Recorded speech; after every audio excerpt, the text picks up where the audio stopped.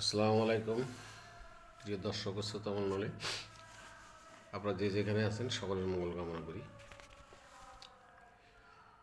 তো আজকে একটু বর্তমান দেশের পরিস্থিতি নিয়েই একটু কথা বলবো। তো একটু আগে দেখলাম ওই যে দেশের বাইরে থেকে যে সাংবাদিক আছে ইলিয়াস, উনি যে কথাবার্তাগুলো বললেন অশ্লীল ভাষায়, বিচারককে গালাইলেন, আসিফ নজরুলের গাল বাড়লেন এবং সেনাবাহিনীর যারা উপদেষ্টা হিসেবে আছে তাদেরকেও গালিগালাজ করেন। শুধু গালিগালাজ না, বেফাস কথাবার্তা, অশ্লীল কথাবার্তা, হ্যাঁ, যেগুলো কখনো একজন শিক্ষিত মানুষ, একজন ভদ্র মানুষ কখনোই বলে না। কথা বলতে হবে শালীনতার মাধ্যমে। আপনি বুঝতে হবে, আপনি অনলাইনে কথা বলছেন, সারা বিশ্বের লোক শুনতেছে, আপনার আত্মীয় স্বজন, পাড়াপড়শি, বন্ধুবান্ধব সকলেই, এবং যারা ক্ষমতায় আসেন এবং ক্ষমতার বাইরে আসেন, অনেক রাজনীতিবিদ, সুশীল সমাজ, তারা কি আপনাকে এই সমস্ত কথাবার্তা উচ্চারণ করেন যে ভালো বলতেছে? ভাই, আপনি মুখটা সামলে কথা বলতে পারেন না। আপনি যেভাবে কথা বলতেছেন মনে হয় আপনি রাষ্ট্রের কোনো বিশাল বড় দায়িত্ব আছেন। আরে ভাইজান, আপনার থেকে বেশি বেশি অনেক লোক এই দেশকে ভালোবাসছে। কেউ দীর্ঘ 5 বছর, 7 বছর, 10 বছর জেল খাটছে। মুক্তিযুদ্ধের সময় তারা অবদানও রাখছে। আপনি কি মুক্তিযুদ্ধের সময় কোনো অবদান রাখছিলেন এই দেশের? আপনি কি আরবি দাবরানি খাইছেন?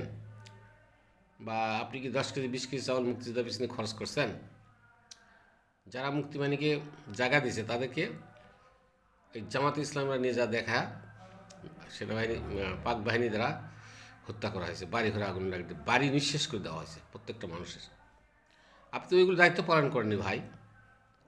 আপনি কেন অযথা একটা ক্ষুদ্র মানুষ এই সমস্ত মানে নামি দেবেন লোকে গালিগালাজ করতেছেন? আপনারা কি ভুল করছেন জানেন? আজকে ওই হাদিও মারা যাইতো না, আর আপনারাও গালিগালাজ করা লাগতো না। আপনার ভুল কোথায় বলেন তো? প্রথম যখন সরকার চলে গেল, হাসিনা চলে গেল, আর হাসিনাকে কে সরাইছে? আপনি মনে করেন হাসিনাকে সরাইছে জনগণ সরাইছে? না, সেনাবাহিনী সরাইছে, পুলিশ বাহিনী, এরা সরাইছে। সেনাপ্রধান কী বলছিল? যে না, লোকজন মারা যাবে না, আপনি চলে যান, আপনাকে এখানে থাকা যাবে না, আপনি রাখলে রাষ্ট্রের লোক আরও মারা যাবে এবং আপনিও বাঁচবেন না। তখন না, সে চলে গেছে। তারপর আপনি এদেরকে গালিগালাজ করতেছেন ছাত্র আন্দোলনের জন্য চলে গেছে। এত ভুল কথা বলেন কেন? হয়তো চলে যাইতো, আরও অনেক হাজার হাজার লক্ষ লক্ষ লোক মারা যাইতো, তারপর হয়তো যাইতো, এটার থেকে তো বেঁচে গেছে, তাই না? আর শেষ আপনারা বলছিলেন ওই 5 আগস্ট আগে, এই 2-3 দিন আগে, এই মুহূর্তে দরকার সামরিক সরকার, এই মুহূর্তে দরকার সামরিক সরকার, এটাকে বলছেন কেন ভাই? তাদেরকে লাগে? এই যে আপনি যে তাদেরকে গালিগালাজ করলেন যে কনস্টেবলের যোগ্যতা রাখে না।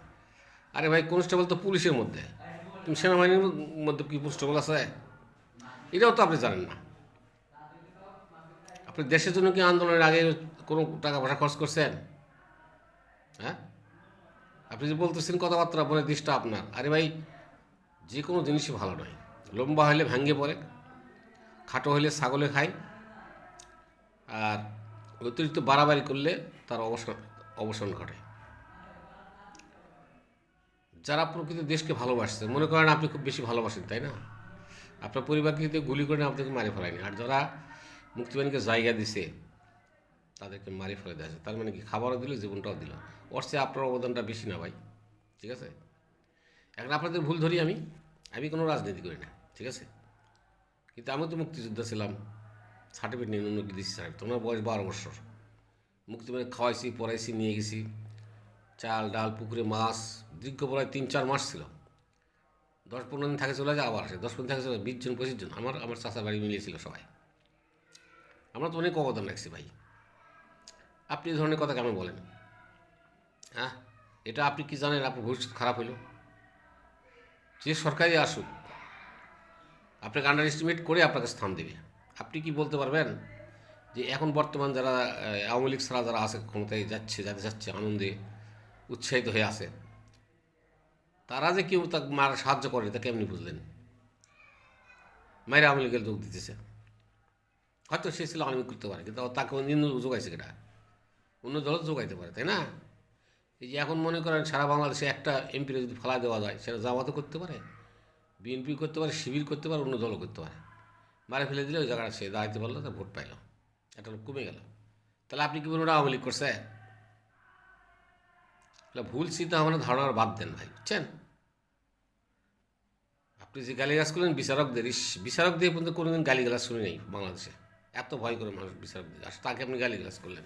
আপনি বুঝেন, আপনি যদি কোনদিন ওই জেলখানায় যান তা আপনি মনে করছেন রেহাই পাবেন? কখনোই না। বিচারকের এক, বুঝতে পারছেন? তো যে যেখানে আছেন ভালো থাকেন। একটু পরে আবার আসতেছি, ভিডিওটা লম্বা হয়ে যাচ্ছে। আপনাদের সকলের মঙ্গল কামনা করি।